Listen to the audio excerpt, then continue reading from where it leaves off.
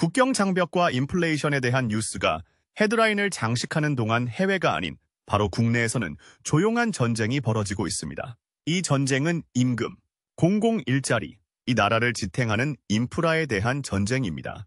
그리고 이 전쟁을 주도하는 사람은 도널드 트럼프와 앨런 머스크입니다.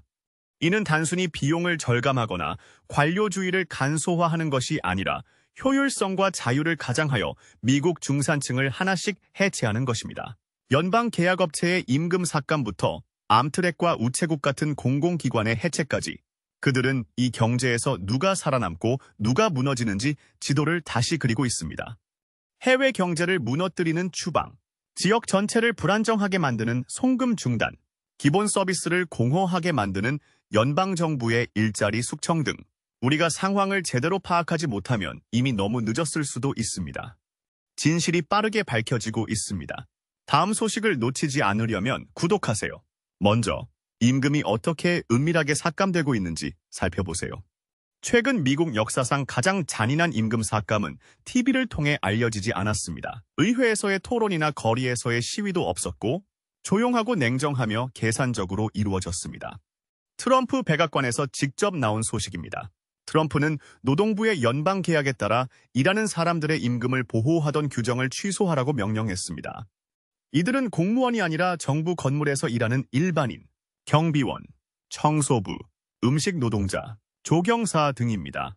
오바마 대통령 시절 이 노동자들에게 시간당 최소 6달러를 지급하도록 하는 규정이 만들어졌습니다.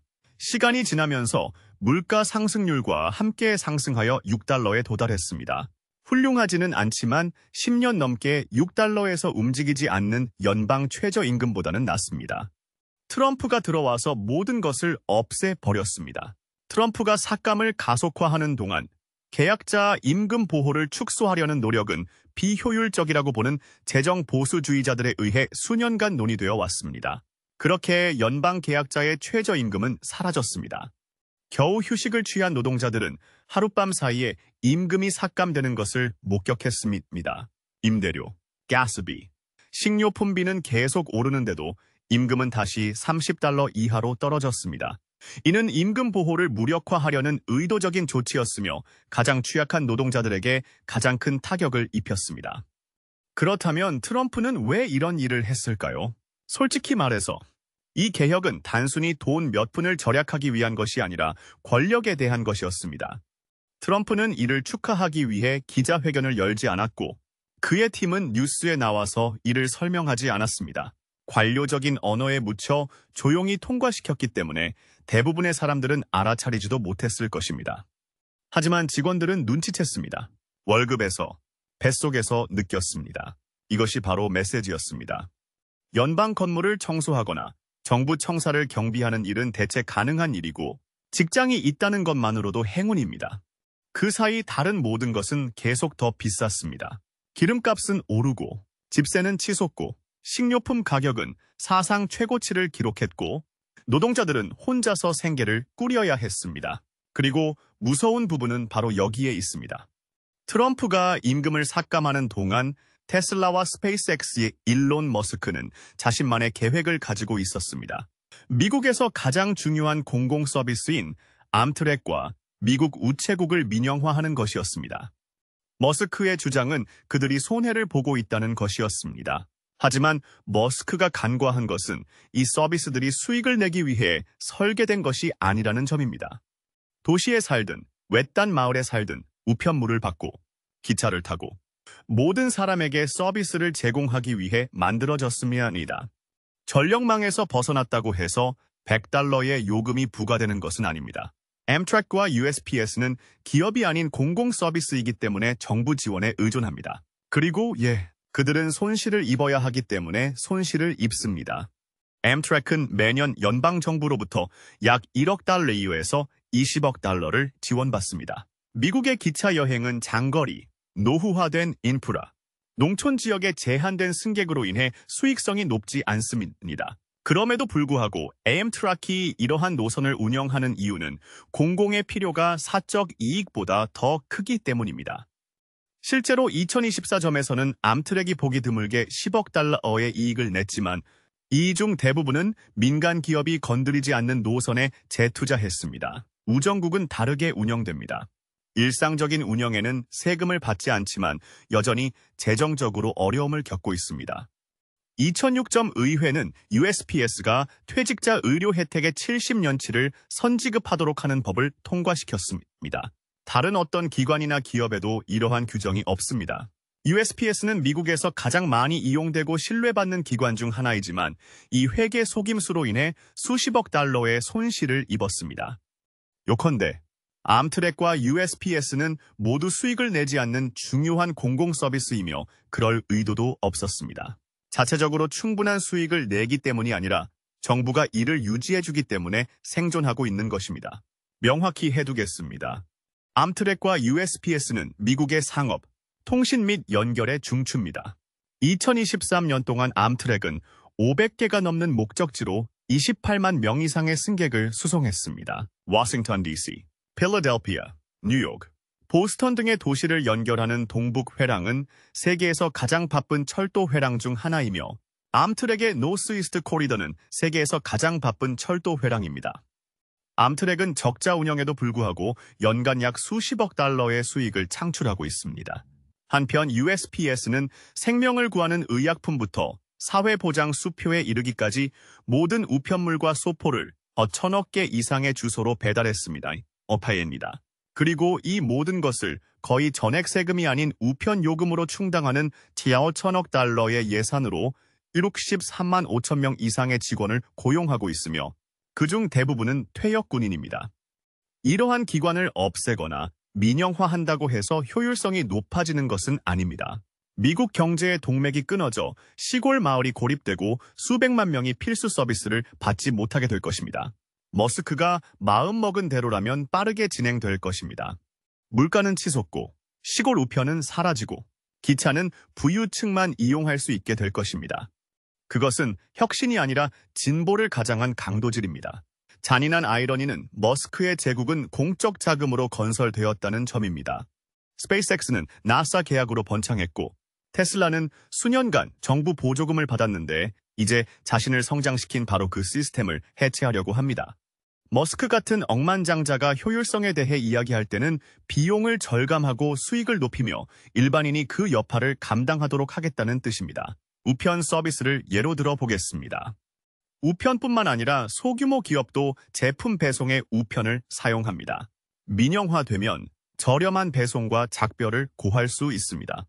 6일 배송은 이제 안녕. 미국 시골 지역 서비스도 안녕. 왜? 민간 기업은 접근성에 신경 쓰지 않기 때문입니다. 암트랙도 마찬가지입니다. 항상 완벽하지는 않습니다. 하지만 기차는 지역사회를 연결합니다. 직장인들이 업무, 가족, 건강 관리를 위해 저렴하게 여행할 수 있는 방법을 제공합니다. 영리를 목적으로 기차를 없애면 갑자기 기차는 사치품이 됩니다. 머스크는 이러한 시스템을 고치려는 것이 아니라 소유하고 싶어 합니다. 우리 세금으로 만든 시스템을 사서 사용하려면 또다시 돈을 내라고 하려는 것입니다. 이 모든 일이 벌어지는 동안 트럼프 팀은 또 다른 타깃인 이주 노동자를 노리고 있었습니다. 케이블 뉴스에서는 들을 수 없는 사실이 있습니다.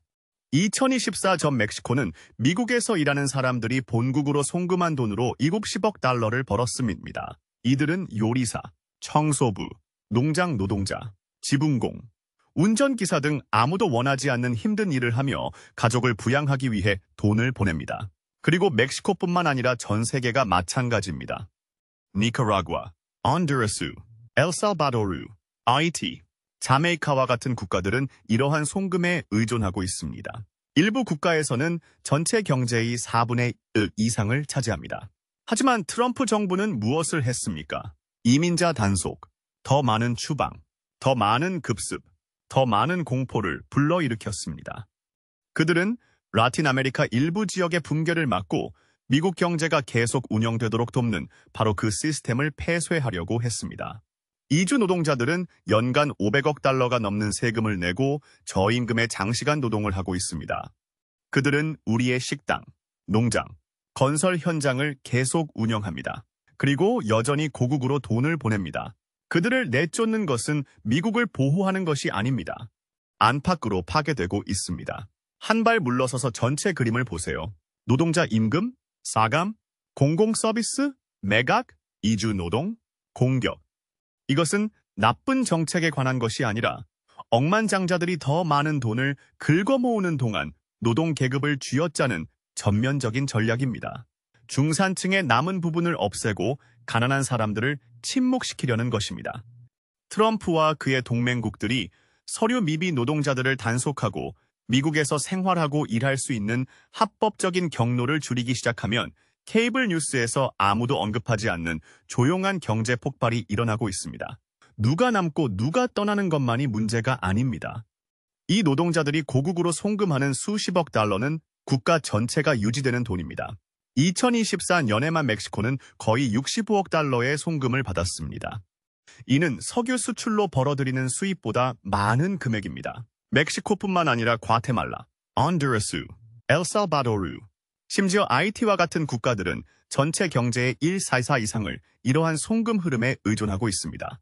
이는 사치스러운 송금이 아니라 집세, 식료품, 학비, 의료비 등 빈곤과 범죄, 사회 붕괴를 막는 생명줄과도 같은 것입니다. 이제 이러한 흐름이 멈추면 어떤 일이 벌어질지 상상해보세요. 수천 명을 추방하고 군사력을 동원한 이민 단속으로 수백만 명을 쫓아내세요. 갑자기 미국의 취약한 경제는 재정적 산소를 잃고 실업률은 치솟고 식량 가격은 급등합니다. 정부는 주춤하고 사람들은 다시 이주하기 시작합니다. 그래야만 하니까요. 불법 이민을 해결하겠다던 단속이 결국 더 큰 불법 이민의 물결을 만들어내는 부메랑이 되어 돌아올 때마다 미국에 더 큰 타격을 입히고 있습니다. 이제 연방정부 인력 감축에 대해 이야기해 보겠습니다. 트럼프 머스크 동맹은 정부 일자리를 줄이는 것이 예산 규율의 고귀한 행위라고 믿기를 원합니다. 하지만 진실은 이렇습니다. 미국 인구가 140만 명 증가하는 동안에도 연방 공무원 인력 규모는 지난 60여 년 동안 거의 변하지 않았습니다. 이는 부풀려진 것이 아니라 절제된 것입니다. 실제로 인구를 감안하면 현재 국민 1인당 연방 공무원 수는 1960년대보다 적습니다. 이들은 사회보장 수표를 처리하고 식품을 검사하고 재향군인을 돕고 주여권을 발급하고 환경을 보호하는 사람들입니다. 이들은 레드테이프가 아닙니다. 그런데 왜 삭감하죠? 돈 때문이 아니라 이념 때문이죠. 정부를 축소하고 민간 기업이 이를 대신하고 납세자들이 구축한 것을 통해 이익을 얻습니다. 공공 서비스를 일부러 실패하게 만든 다음 매각하는 것. 이것이 바로 플레이북입니다. 정부를 비즈니스처럼 운영하려는 노력은 데이터에 뿌리를 둔 것이 아니라 신념에 뿌리를 두고 있습니다. 민간 부문이 항상 더 낫다는 신화. 그러나 서비스가 민영화되면 비용이 상승하는 경우가 많습니다. 사립교도소, 영리병원, 차터스쿨을 살펴보십시오. 이러한 기업들은 서비스를 줄이고 임금을 삭감하고 가격을 인상합니다. 하지만 트럼프와 머스크는 이 신화를 정책으로 전환했습니다. 그리고 이미 현실이 되고 있습니다. 올해 초 연방정부는 정부 효율성부 DOGE라는 이름으로 대규모 인력 감축을 시작했습니다. 마키스입니다. 5월까지 약 6만 명의 직원이 해고, 매각 또는 조기 퇴직을 당했습니다. 이는 연방 공무원 인력의 12%가 줄어든 수치입니다. 연방서비스국 GSA만 해도 90명의 기술자를 포함해 직원의 절반이 감원되었습니다. 이러한 감원은 필수 서비스, 세금 처리, 사회보장 등을 위협하고 있습니다. 독립적이고 자체 자금으로 운영되는 연방준비제도 이사회조차 2000년 이후 처음으로 IT 분야에서 300명의 일자리 감축을 발표했습니다. 트럼프와 머스크의 뜻대로 된다면 일자리 감축이나 임금 삭감으로 끝나는 것이 아니라 공공 서비스가 완전히 해체되고 매각되고 철거되어 수익 기계로 전락할 것입니다. 우스난. 따라서 진짜 문제는 우리가 반발하기 전에 얼마나 더 이를 의향이 있는가 하는 것입니다. 좋은 소식은 아직 시간이 있다는 것입니다. 대중의 압력, 정보에 입각한 투표, 풀뿌리 행동으로 우리는 여전히 남은 것을 보호할 수 있습니다. 미국 중산층을 위한 싸움은 끝나지 않았습니다. 이제 막 시작되었을 뿐입니다. 다음 소식을 놓치지 않으려면 구독을 누르세요. 이 이야기는 아직 끝나지 않았으니까요.